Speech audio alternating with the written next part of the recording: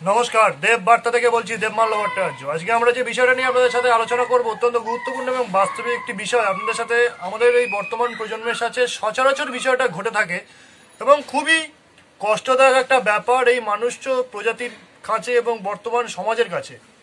আমরা প্রায়শই একটা বিষয় লক্ষ্য করি যে কোনো মানুষ যখন ধীরে ধীরে কোনো বিষয়ে পারদর্শিতা অর্জন লাভ করে বা কোনো মানুষ কোনো একটা কিছু কোনো কৃষ্টিমূলক বা সংস্কৃতিমূলক কাজের সাথে যখন নিজেকে লিপিবদ্ধ করে বা নিজেকে সংযুক্ত করে এবং সেই দিকে মানুষ যখন অগ্রসর হয়, তখন কিন্তু দেখা যায় যে ধরুন কোনো একটা একটা সুন্দর উদাহরণ দিয়ে বললে আপনারা বুঝতে পারবেন। ধরুন কোনো মিউজিশিয়ান বা কোনো গায়ক বা কোনো সঙ্গীত শিল্পী, বাজনা হতে পারে, বাজনার যে বাজায় সে হতে পারে, কোনো যদি সে তার নিজের কৃষ্টি বা নিজের সংস্কৃতি বা নিজের সেই যে বিষয়টার প্রতি তার ন্যাক আছে, সেই বিষয়টা যদি সে জনসমক্ষে উপস্থাপনা করে, তখন কিন্তু মানুষ সবসময় তার ত্রুটিগুলোর দিকে লক্ষ্য করে।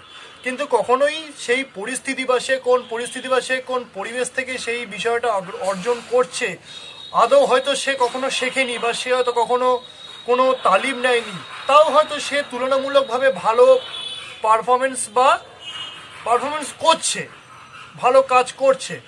সেখানে কিছু না কিছু গতানুগতিক শিক্ষা না থাকা সত্ত্বেও কিন্তু একটু তো ভুল ত্রুটি হবেই। ধরুন কেউ গান শেখেনি, ধরুন সে গান করছে, করে জনসমক্ষে উপস্থাপনা করছে। আজকালকার দিনে মানুষ কিন্তু এই স্বার্থপর অমানবিক মানুষ কিন্তু সেই তার কাজের প্রশংসাটা করবে না, বা তার কাজের কোথায় ভুল হয়েছে বা ত্রুটি হয়েছে সেটা কিন্তু ভালোভাবে ব্যাখ্যা করবে না, শুধু কি করবে, সমালোচনা করবে। এই সমালোচনা করার ফলে কিন্তু মানুষ যারা যে কোনো কাজ করছে, এটা শুধুমাত্র সঙ্গীত শিল্পীর উদাহরণ দিয়ে বললাম কারণ ব্যক্তিগত জীবনে আমার প্রচুর অভিজ্ঞতা আছে।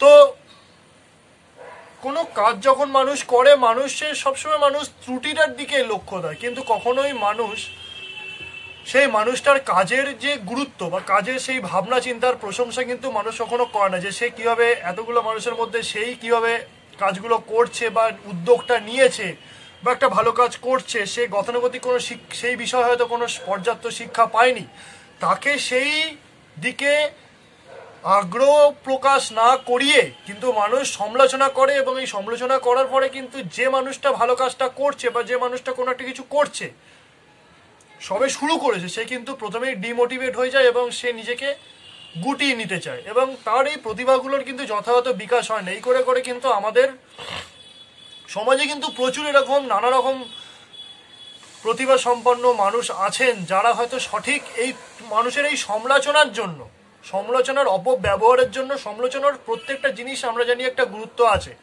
যেমন আলোচনা, সমালোচনা, যুক্তিতর্ক সবকিছুরই একটা প্রয়োজনীয়তা আছে, কিন্তু সেটা একটা নির্দিষ্ট মাত্রা অবধি। কিন্তু মানুষ কোথায় কোনটা প্রয়োগ করতে হবে, কতটা সমালোচনা করতে হবে বা কতটা নিন্দা করতে হবে, কতটা প্রশংসা করতে হবে, মানুষ কিন্তু এটা জানে না বা বুঝতে পারছে না, বা তার কোনো সীমা মানুষের মধ্যে এখনো তৈরি হয়নি যে এইখানে থেমে যেতে হয়।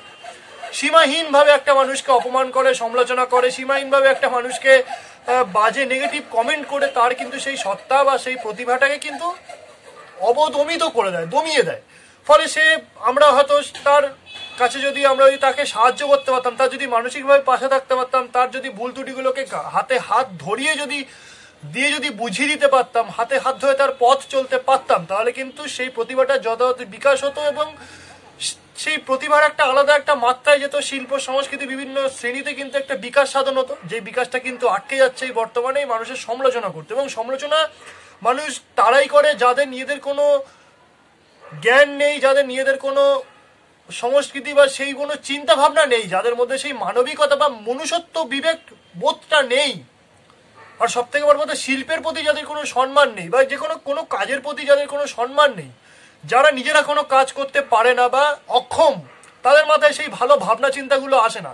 কিন্তু যখন তার পাশের একটা মানুষ যখন ভালো ভাবনা চিন্তা করছে, নতুন কোনো উদ্ভাবনী কোনো বিষয়ে তুলে ধরার চেষ্টা করছে, তাকেও পেছনে নামিয়ে দেওয়ার একটা প্রচেষ্টা, মানুষকে হীনমন্যতা ডুবিয়ে দাও, তারপরে সে যাতে ওই কাজটা না করে, তাহলে আমিও করতে পারলাম না, সেও করতে পারলো না, ইকুয়ালিটি হয়ে গেল। মানুষ তো আজকে নেমেছে মানুষের ধ্বংস, তাই মানুষ কিন্তু মানুষের শারীরিক মানসিক সব দিকের বিকাশকে কিন্তু মানুষ আজকে মানুষ ক্ষতিগ্রস্ত করছে, মানুষ নিজেই জাতের ধ্বংস নিজের জাত করছে।